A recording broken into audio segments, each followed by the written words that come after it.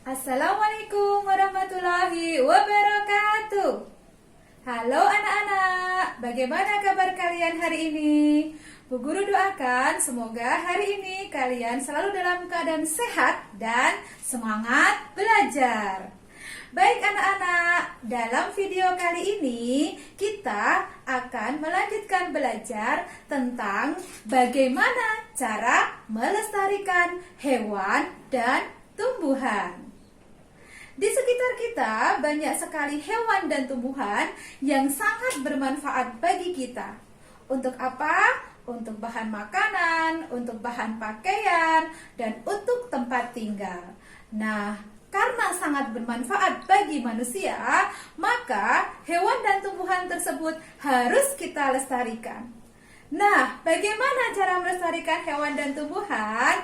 Akan kita simak dalam video berikut. Jadi, simak dan ikuti baik-baik ya.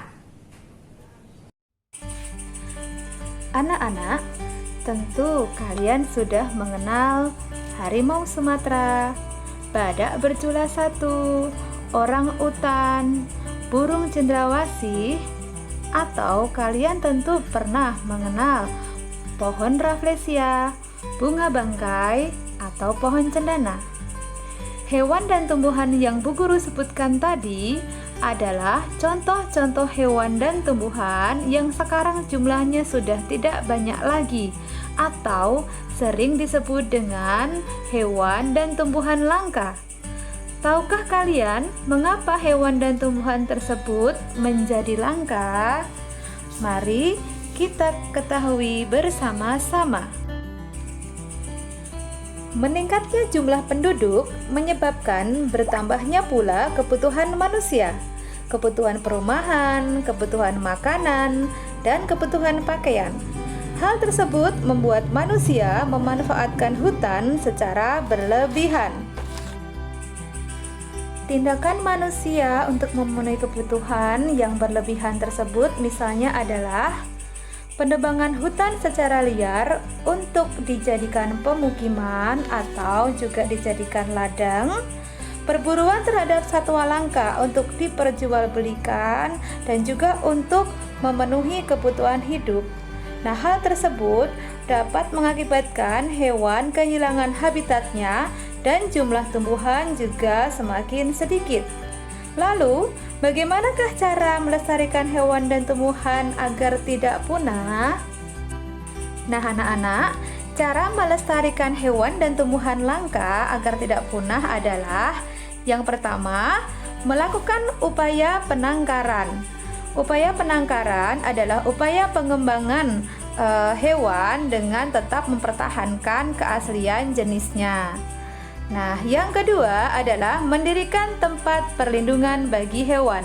Tempat perlindungan yang dimaksud adalah tempat perlindungan untuk hewan di habitat aslinya. Misalnya dengan mendirikan cagar alam, suaka marga satwa, atau juga taman nasional. Nah, untuk melindungi tumbuhan, maka kita bisa melakukan kegiatan reboisasi. Reboisasi adalah upaya penanaman kembali daerah hutan atau lahan yang sudah gundul. Nah, reboisasi dapat dilakukan dengan menanam tumbuhan langka. Nah, anak-anak, dengan melakukan berbagai upaya pelestarian tersebut, apa manfaat untuk kita? Nah, manfaat pelestarian hewan dan tumbuhan adalah yang pertama, menjaga keseimbangan ekosistem agar kehidupan di bumi dapat tetap berjalan dengan baik. Yang kedua, melestarikan keanekaragaman hayati untuk kepentingan ilmu pengetahuan. Yang ketiga adalah dapat menciptakan lingkungan yang nyaman bagi tempat tinggal manusia. Yang keempat, untuk memenuhi kebutuhan masyarakat akan kebutuhan pakaian, makanan, dan tempat tinggal. Nah, yang kelima adalah sebagai sarana hiburan.